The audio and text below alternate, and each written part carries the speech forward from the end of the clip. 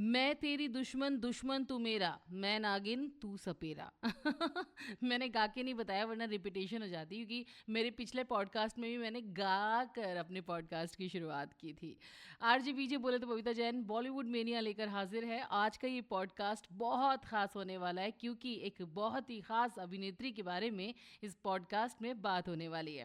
भाई जो लाइंस मैंने बोल के बताई, गा के बताती तो आप समझ ही जाते, लेकिन फिर भी आप समझ गए हैं कि ये लाइंस किस अभिनेत्री के ऊपर, किस गाने पर फिल्माई गई थी। आ गया याद आपको, मैं तेरी दुश्मन दुश्मन तू मेरा? भाई ये वो गाना है जो कह सकते हैं हम कि जिस टाइम ये फिल्म रिलीज़ हुई थी उस टाइम बहुत से लोगों का डांसिंग फेवरेट गाना था। हर कोई इस गाने पर डांस करता था। मैं तेरी दुश्मन दुश्मन तू मेरा नगीना फिल्म का गाना था ये, और आज हम उसी बारे में बात करने वाले हैं। भाई श्रीदेवी ने इस फिल्म को जब किया तो उन्होंने भी नहीं सोचा होगा कि ये फिल्म इतनी बड़ी हिट होगी। ख़ासतौर से उनका ये जो गाना था ना, मैं तेरी दुश्मन दुश्मन तू मेरा, ये इतना बड़ा हिट हो जाएगा कि आज तक इस गाने पर लोग डांस करेंगे और उनको याद करेंगे। और वाकई में उन्होंने इस फिल्म में एक्टिंग भी बड़ी लाजवाब की थी। बहुत सेक्रीफाइस भी किया था एक तरीके से मैं कह सकती हूँ, क्योंकि इस फिल्म को करने के बाद वो पड़ गई थी एक मुसीबत में। उनको बहुत प्रॉब्लम हुई थी और काफ़ी लंबे समय तक उनका इलाज चला था। क्या हो गया था इस फिल्म को करने के बाद श्रीदेवी के साथ?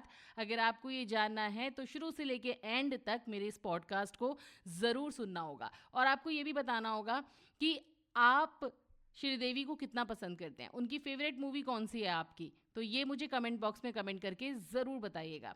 वैसे जब श्रीदेवी इस फिल्म को कर चुकी थी तो उनके कई सारे इंटरव्यूज़ हुए थे, तो मुझे याद है एक इंटरव्यू मैंने पढ़ा था, उसमें उन्होंने बताया था कि वो रोज़ सपने में भूत प्रेत के सपने देखती थी, अक्सर उनको सांप दिखाई देते थे, तो थोड़ा सा वो घबरा जाती थी। बट जब उन्होंने किसी से पूछा तो किसी ने बोला कि सांप दिखने का मतलब होता है कि तुम्हारे बहुत सारे दुश्मन हैं।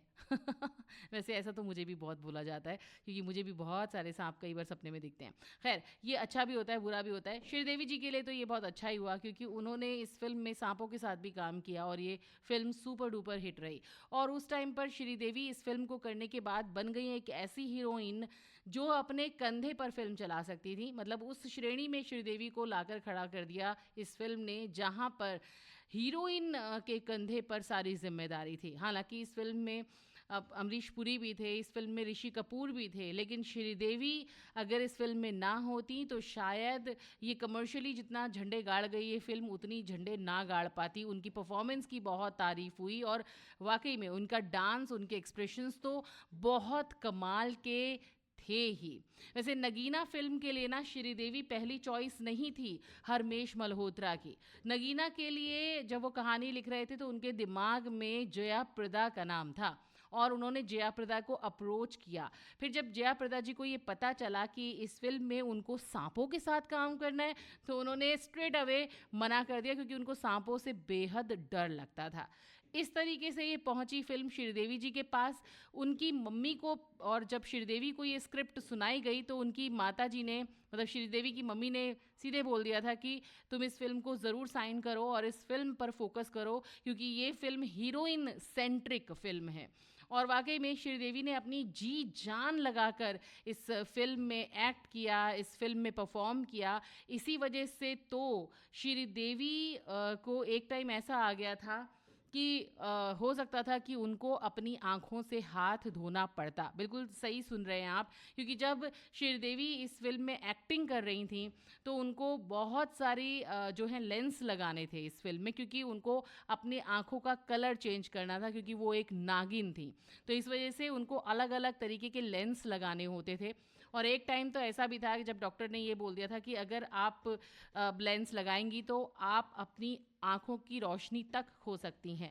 लेकिन श्रीदेवी ने बिना डरे, बिना ये सोचे कि उनकी आँखों की रोशनी जा सकती है, उन्होंने अपने इस फिल्म में शूटिंग जारी रखी और सबसे अच्छी बात ये थी कि इस फ़िल्म में उन्होंने जो एक्सप्रेशंस दिए, कई बार सिनेमा घर में लोग भी उनके एक्सप्रेशंस को देखकर डर गए थे कि भाई ये इनकी आंखों का कलर ऐसे चेंज क्यों हो रहा है। अक्सर जब वो सेट पर होती थी इस फ़िल्म की शूटिंग के दौरान, तो वो अपनी आंखों में अक्सर दवाई डालती रहती थी।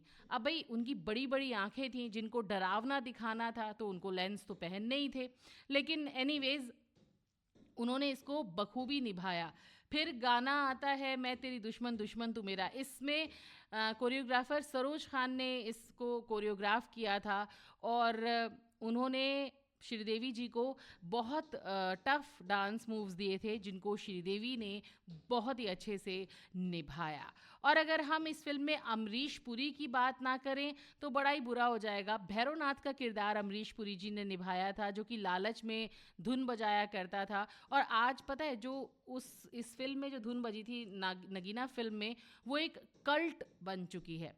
मतलब कह सकते हैं हम कि बारातों से लेकर टीचर्स के ट्रेनिंग प्रोग्राम्स तक लोग उस पर नाचते नज़र आते हैं। हमने कई सोशल मीडिया पर देखा है कि लोगों ने इस धुन पर अपने डांस का जलवा बिखेरा है। लेकिन इस धुन को इस धुन के जो बीट थे ना, वो मैच करना इतना आसान नहीं था। बट इसमें जो अमरीश पुरी जी की एक्टिंग थी और जो श्रीदेवी जी ने इस फिल्म में अपने एक्सप्रेशंस से निभाया, इस खासतौर से जब ये धुन बजती है और वो अपने एक्सप्रेशंस खाली दिखाती हैं, उसमें उनको दर्द बयां करना होता है बिना किसी डायलॉग के, वो उन्होंने बखूबी निभाया इस फिल्म के अंदर। ऋषि कपूर जी से अगर मैं बात करूं तो इसमें श्रीदेवी और ऋषि कपूर की केमिस्ट्री भी अच्छी दिखाई दी है हम लोगों को, अगर आपने ये फिल्म देखी हो तो। लेकिन एक बात बताऊं, जब ये फिल्म की शूटिंग चल रही थी ना, तो ऋषि कपूर और श्रीदेवी एक दूसरे से बिल्कुल भी बात नहीं करते थे। एकदम सही सुना आपने, इन दोनों की बिल्कुल भी बात नहीं होती थी। हालांकि इनकी केमिस्ट्री पर्दे पर बहुत बढ़िया नज़र आई और इसका कोई मतलब कोई ऐसा कोई बात नहीं थी कि इन दोनों की क्यों बात नहीं हो रही है। लेकिन फिल्म की शूटिंग के दौरान ये दोनों बिल्कुल भी बात नहीं करते थे, सिर्फ डायलॉग्स बोलते थे और फिर अलग अलग हो जाते थे। लेकिन जब ये एक सीन की शूटिंग कर रहे थे तो इनको एकदम करीब रहना था और अचानक से शूटिंग रुक गई। पता है क्यों रुक गई थी? क्योंकि उस वक्त कैमरे की रील खत्म हो गई थी, तो शूटिंग अटक गई। और इन दोनों को और लाइटिंग और पूरे क्रू के साथ काफ़ी देर तक उसी पोजीशन में खड़े रहना पड़ा। कैमरामैन ने रील लोड करना शुरू किया और इन दोनों के बीच एक अजीब सी चुप्पी थी। ये वैसे ही खड़े थे जैसे पोजीशन थी। तभी श्रीदेवी ने अचानक से ऋषि कपूर की तरफ देखा और धीमी आवाज़ में कहा कि मैंने आपकी खेल खेल में ये फिल्म ना 4 बार देखी है। और इस बात को सुनकर ऋषि कपूर बहुत खुश हो गए और उन्होंने इनको शुक्रिया कहा। खैर, आगे बढ़ते हैं और बात करते हैं कि इस फिल्म में अमरीश पुरी की एक्टिंग वाकई लाजवाब थी। जिस तरीके से उन्होंने इस फिल्म में नेगेटिव रोल को निभाया था, शायद ही कोई और विलन होता तो इस तरीके से इस रोल को जस्टिफाई ना कर पाता। आपका इस बारे में क्या कहना है, ये मुझे कमेंट बॉक्स में ज़रूर कमेंट करके बताइएगा। फिलहाल आज हमने बात की नगीना फिल्म की, जिसके लिए श्रीदेवी को अपनी आंखों तक को दांव पे लगाना पड़ा था।